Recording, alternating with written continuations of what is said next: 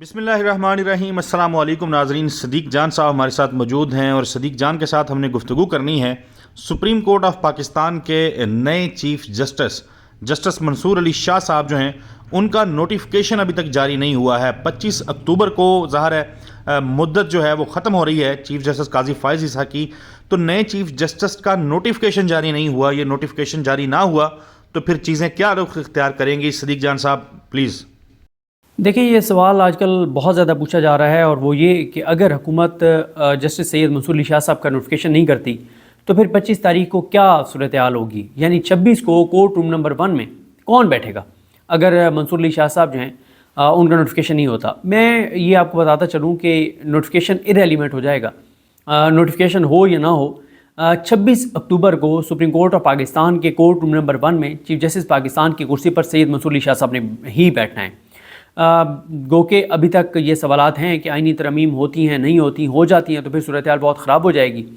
اور پھر یہ ہے کہ اعتزاز احسن صاحب نے جو انٹرویو دیا ہے متی اللہ جان صاحب کو، اس میں انہوں نے کہا ہے کہ انہوں نے درست نشاندہی کیا کہ پھر یہ عمارت جو ہے یہ وفاقی آئینی عدالت کی ہوگی، اور سپریم کورٹ کے ججز کو کہیں اور جو ہے وہ شفٹ کیا جائے گا، ان کو کہیں اور منتقل کیا جائے گا، ان کی عدالتیں کہیں اور شفٹ کی جائیں گی۔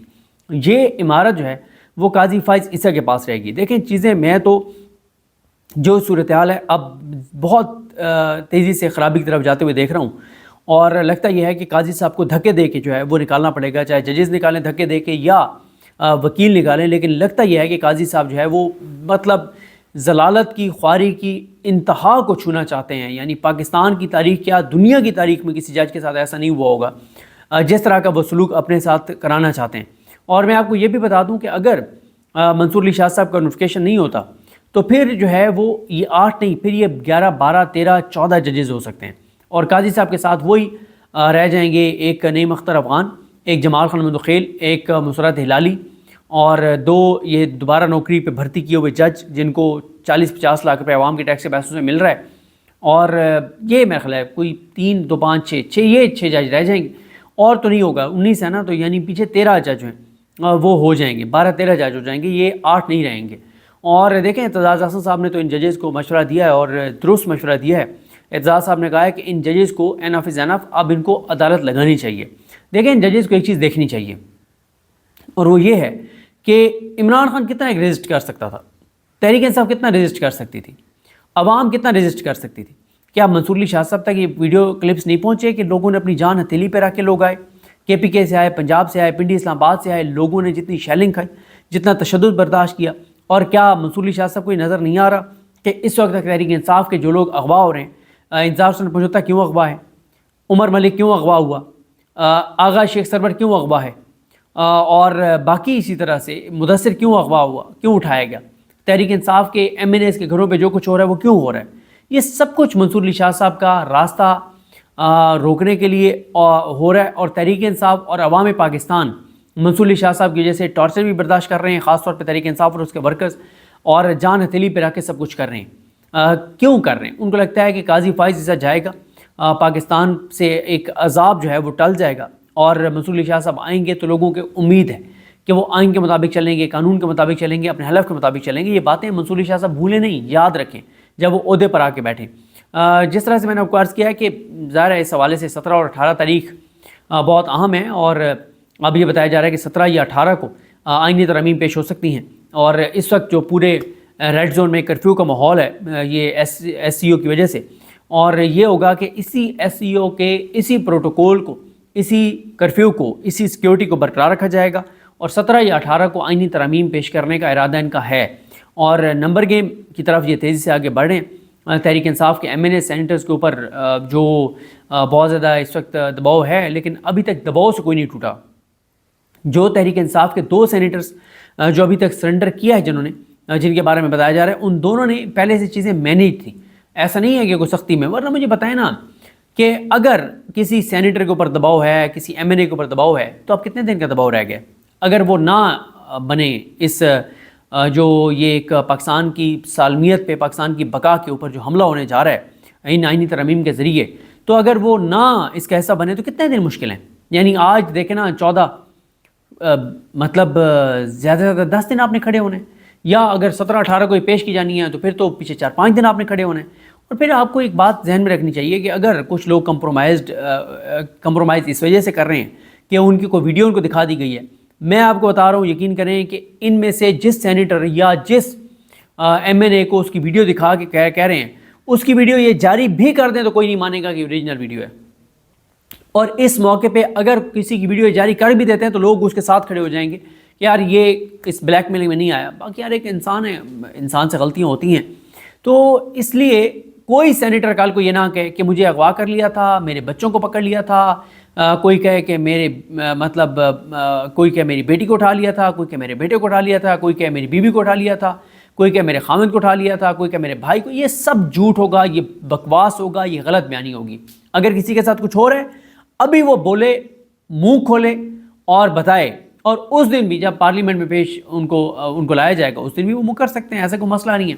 تو یہ کل کو کوئی نہیں کہہ سکتا یہ بات کہ جناب اس لیے میں نے کر دیا کہ میرے ساتھ یہ ظلم ہوا، یہ جھوٹ ہے۔ ظلم جن کے اوپر ہو رہا ہے وہ سب کھڑے ہوئے ہیں، وہ سب ڈٹے ہوئے ہیں، ان میں سے کوئی اس وقت سرنڈر نہیں کر رہا، اور جو سرنڈر کرے گا وہ ظلم کی وجہ سے، تشدد کی وجہ سے، وہ بربریت کی وجہ سے، فسطائیت کی وجہ سے نہیں کرے گا، وہ کمپرومائزڈ ہوگا، اس نے پیسے لیے ہوں گے یا کوئی اور اس کا معاملہ ہوگا۔ تو دیکھیں دن وہی 25 تک ہیں، جب منصور علی شاہ صاحب بیٹھ جائیں گے سیٹ پر، یہ بات تو بلاول بھٹو زرداری بھی کہہ رہا ہے، کیا کہہ رہا ہے بلاول؟ کہہ رہا ہے کہ 25 تک اگر آئینی ترمیم ہو گئی تو ہو گئی، 25 کے بعد جو ہے وہ ناممکن ہو جائے گا۔ اور میں آج کل ہر ویڈیو میں یہ بات کہہ رہا ہوں، اور آپ کو بھی میں کہوں گا، آپ سب کو یہ بات کرنی چاہیے کہ اگر قاضی کی ایکسٹینشن نہیں ہوتی، آئینی ترمیم نہیں ہوتی، تو پھر ایک بیانیہ بنایا جائے گا، ایک بیانیہ بنانے کی کوشش کی جائے گی کہ وہ جی اسٹیبلشمنٹ نے دھوکہ کیا ہے قاضی کے ساتھ، اسٹیبلشمنٹ تو ان کو ایکسٹینشن دینا ہی نہیں چاہتی تھی، آئینی ترمیم کروانا ہی نہیں چاہتی تھی۔ یہ نیریٹو غلط ہوگا، یہ ایک بھرم رکھنے کے لیے، فیس سیونگ کے لیے بات ہوگی، یہ سب جھوٹ ہوگا۔ ورنہ اس لمحے تک جب میں ویڈیو ریکارڈ کرتا ہوں اس وقت، یعنی ایک ویڈیو میں نے ریکارڈ کی، اس سے اگلی ویڈیو کے دوران کوئی نیا واقعہ ہو جاتا ہے، کوئی نئی جبری گمشدگی ہو جاتی ہے، کوئی نیا اغوا ہو جاتا ہے، کوئی نیا تشدد ہو جاتا ہے، نیا ٹارچر ہو جاتا ہے، نیا حملہ ہو جاتا ہے۔ تو اس لمحے تک پوری کوشش کی جا رہی ہے قاضی فائزہ کو ایکسٹینشن دینے کے لیے، قاضی کو عہدے پر برقرار رکھنے کے لیے، اور اس کو آئینی عدالت کا سربراہ بنانے کے لیے۔ اب میرا خیال ہے کہ عوام نے بہت کچھ کر لیا ہے، عوام بہت کچھ کر رہی ہے۔ میرا خیال ہے ان 10 ججز کی بھی، 8 ججز کی بھی ذمہ داری ہے، اور اب تو وہ 11-12 ہو گئے ہوں گے، گو کہ اب 17-18 کے لیے تو قاضی نے واردات ڈال دیا نا کہ ان ججز میں سے یعنی 8 میں سے 3 ججز کو جو ہے وہ کراچی بھجوا دیا تاکہ یہاں پہ 8 موجود نہ ہوں۔ لیکن خیر ان ججز کو واپس بلایا جا سکتا ہے، اور ان کو واپس آ جانا چاہیے، ان کو واپس اسلام آباد میں آ کے اور اویلیبل رہنا چاہیے۔ اس لیے اویلیبل رہنا چاہیے کہ بھائی اگر کوئی بھی واردات ہوتی ہے، کوئی بھی سانحہ ہوتا ہے، کوئی بھی ملک کو کسی سانحے سے دوچار کیا جاتا ہے، ملک کی بقا اور سلمیت پر حملہ کیا جاتا ہے آئینی ترمیم کے ذریعے، تو یہ جج موجود ہوں تاکہ یہ عدالت لگا سکیں، اور ان کو اب عدالت لگا دینی چاہیے جیسے اعزاز احسن صاحب نے کہا ہے، جیسے 1997 میں لگی تھی۔ 10 ججز نے بیٹھ کے چیف جسٹس کو گھر بھیج دیا تھا، اور قاضی صاحب کو گھر بھیجنا چاہیے، ان کو 25 سے پہلے ان کے ہاتھ پاؤں باندھنے چاہیے اور ان کو گھر بھیجنا چاہیے۔ جب تک قاضی صاحب بیٹھیں گے سپریم کورٹ میں، روز نئی واردات ہوگی، روز نئے اغوا ہوں گے، روز نئی جبر ہوں گے، تشدد ہوں گے، ظلم ہوگا، فسطائیت ہوگی، اور سب کچھ قاضی فائزہ کے لیے ہو رہا ہے۔ دیکھیں اگر یہ آئینی ترمیم ہو گئی پھر معاملات ہاتھ سے نکل جائیں گے ان 8 ججز کے بھی۔ پھر انہوں نے ججز کو فارغ کرنا ہے، پھر انہوں نے سب سے پہلے تو یہ کہنا نا کہ جناب یہ عدالت ہی آئینی عدالت ہے، یعنی سپریم کورٹ کے جج بیٹھ ہی نہیں سکتے، تو کیا کریں گے پھر سپریم کورٹ کے جج؟ ہائی کورٹ کے ججز کو فارغ کریں گے، ٹرانسفر کریں گے، اسلام آباد ہائی کورٹ کے ججز کو نکالیں گے، بلوچستان بھیجیں گے، اور وہاں سے نعیم افغان اور جمال مندوخیل جیسے جج ہیں وہ بلوا لیے جائیں گے، لاہور ہائی کورٹ ان ججز کو بھیج کے وہاں امین الدین خان جیسے بلوا لیے جائیں گے، اور وہاں سے کہا جائے گا عالیہ نیلم کو کہ بھیجو چن کے جج، نہیں امین الدین خان جیسے۔ اور عالیہ نیلم صاحبہ تو آپ کو پتہ ہے آج کل وہ تو اس نظام کے لیے جو کچھ وہ کر رہی ہیں، مطلب اتنا تو امیر بھٹی نے نہیں کیا تھا جتنا عالیہ نیلم صاحبہ اس وقت اس نظام کے لیے کر رہی ہیں، اور جتنا یہ نظام خوش ہے، اور شریف خاندان اور نور لیگ اور مریم نواز جتنی خوش ہیں عالیہ نیلم صاحبہ سے۔ تو یہ سارے دیکھیں صورتحال ہے۔ باقی آپ دیکھیں کہ ملک کی کوئی فکر نہیں ہے، جو ملک کے اصل مسائل ہیں اس کی کوئی فکر نہیں ہے۔ مثلاً IMF جو ہے اس نے ابھی یہ کہا ہے کہ جناب پاکستان میں کرپشن کے خاتمے کے لیے آپ کو مؤثر نظام بنائیں، لیکن قاضی صاحب نے کیا کیا؟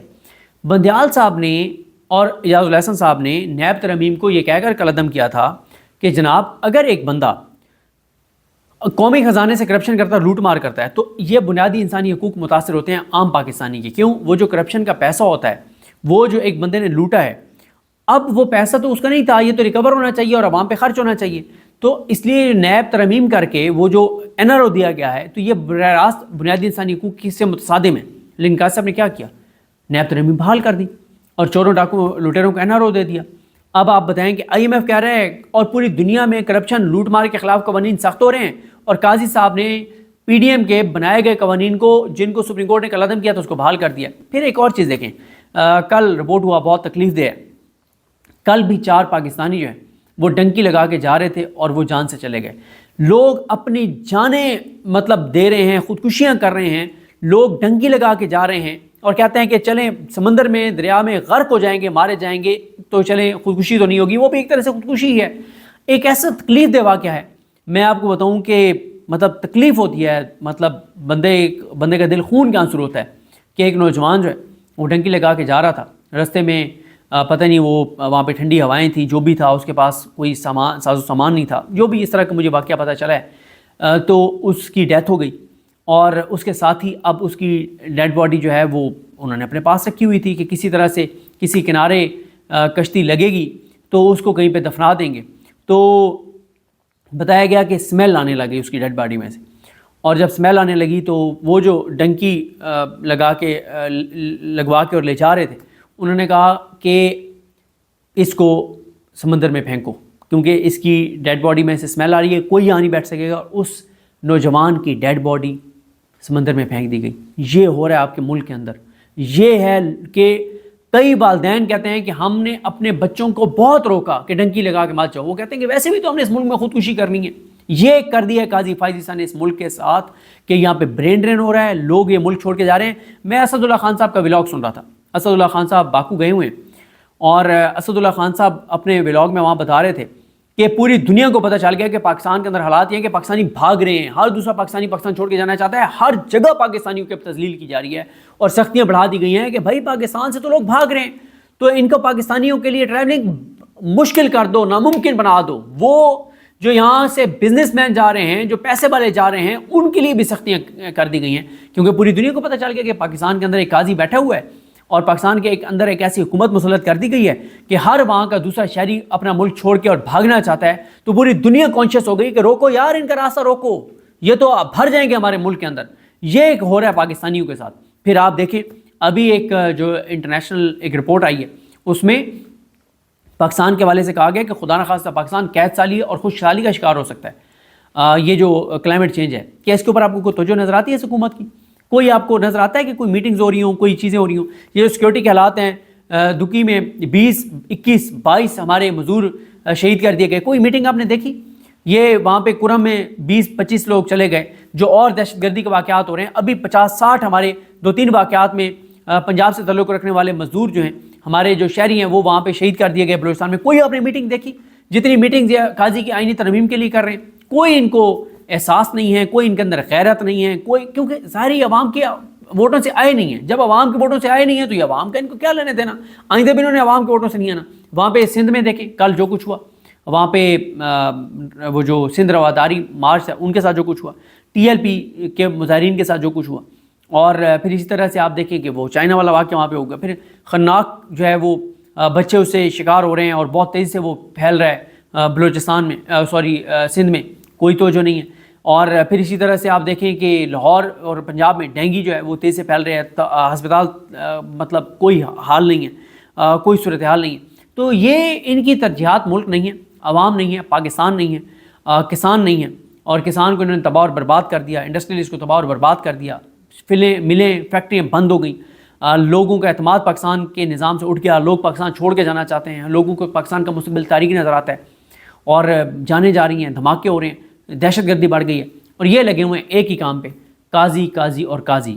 اس لیے نہیں، مجھے بتائیں کہ نون لیگ کے جو حامی ہیں، کسی نون لیگ کے حامی کو کہیں کہ اللہ کو حاضر ناظر جان کے بتائے کہ قاضی کو یہ ایکسٹینشن دینا چاہتا ہے شریف خاندان اور زرداری خاندان، کیا ملک کے لیے دینا چاہتے ہیں؟ کیا یہ جو نون لیگی ہیں ان سے پوچھیں کہ تمہاری آنے والی نسلوں کے مستقبل کے لیے دینا چاہتے ہیں؟ ان کو کہیں اللہ کو حاضر ناظر جان کے بتاؤ. پورے پاکستان کو پتہ ہے کہ یہ اپنی کرپشن، لوٹ مار، مفاد کے لیے، اقتدار کے لیے اور پاکستان کو مزید کمزور کرنے کے لیے، نوچنے کے لیے یہ قاضی کو ایکسٹینشن دینا چاہتے ہیں. اور اس وقت جتنے پاکستان کے دشمن ہیں وہ کوشش بھی کر رہے ہوں گے، دعائیں بھی کر رہے ہوں گے، کردار بھی ادا کر رہے ہوں گے کہ کسی طرح قاضی کی ایکسٹینشن ہو جائے قاضی کی ایکسٹینشن کروا دینا تو کسی پاکستان کے دشمن ملک کو پاکستان پہ حملے کی ضرورت نہیں ہے. پاکستان انٹرنلی اتنا کمزور ہو جائے گا, خدا نخواستہ اتنا کمزور ہو جائے گا کہ پاکستان کے کسی دشمن ملک کو پاکستان پہ حملے کی ضرورت ہی نہیں ہے.